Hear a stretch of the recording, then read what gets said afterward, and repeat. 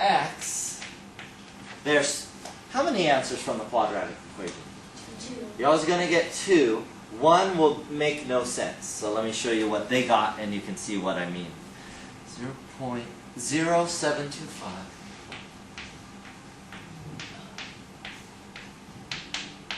The 2.5 that's on the bottom, that's from the volume. Okay? So moles divided by liters. They got that number, and the second answer is 717.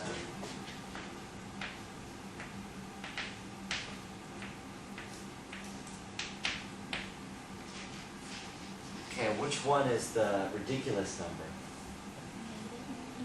The negative one. What's the problem with the negative x? It can't be, but why is that?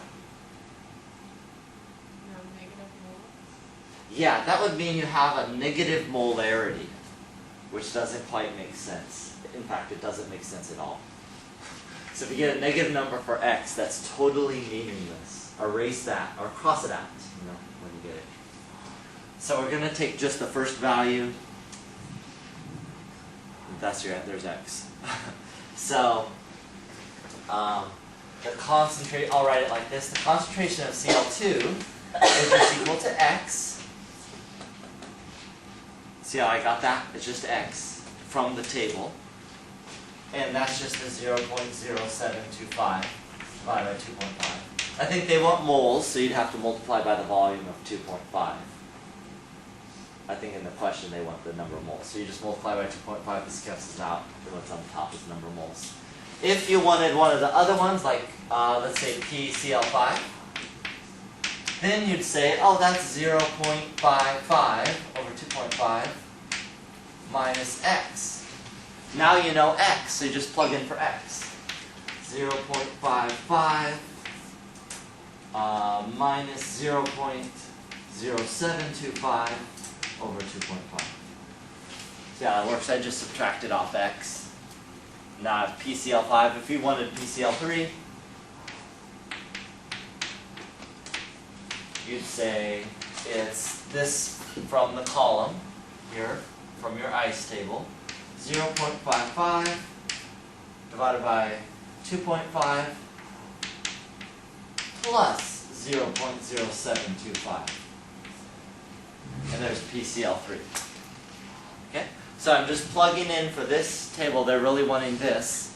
And I think, in fact, they asked for moles. Let's see, 33. How many moles? So if you want moles, you just have to get rid of the 2.5 because that's the volume. Okay? Any questions?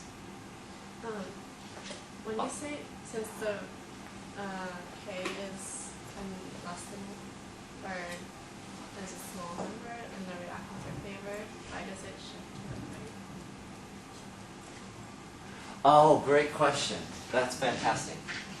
So K was a tiny number, less than 1. That means reactants are favored, but notice I still shifted to the right. That's because Q is smaller than K. Even smaller. So, even though reactants are favored, there had less reactants than were necessary. Okay. So, I'll show this in class. Let me kind of draw it out for you. It could be helpful. Let's see where I put it. I'm going to erase this. Is that okay? Did you want to do part B, by the way? No. Part B just changes these numbers. Okay. So,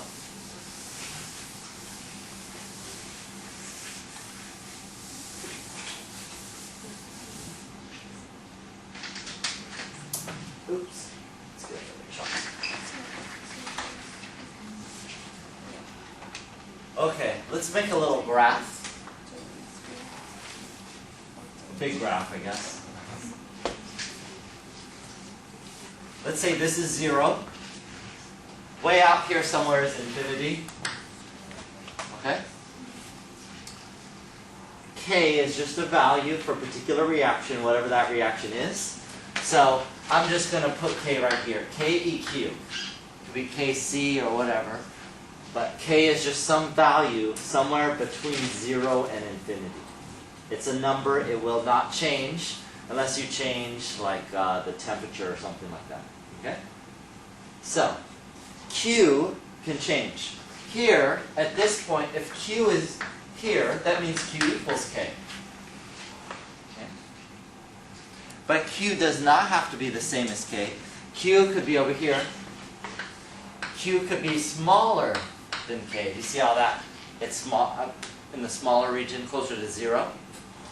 Just like in this example we just did. That means Q is smaller, there's not enough products. So even though it's tiny, even though, as in the last example, K is not favored, it still must shift this way towards K. Because there's even less products than we were hoping for. Yeah. Okay. In this case, let's imagine Q is bigger than K. Okay, so it's bigger than this value here. That means there's too many products. Too much products. It has to shift towards the reactants. So it's going to shift left towards the reactants. So Q is very changeable. In fact, the type of question you just asked, I had that as an exam question, multiple choice one time. I gave you a small K, but a really, really small Q. And it gets confusing a little bit, but if Q is smaller than K, it still has to shift towards the products, even if the products aren't favored.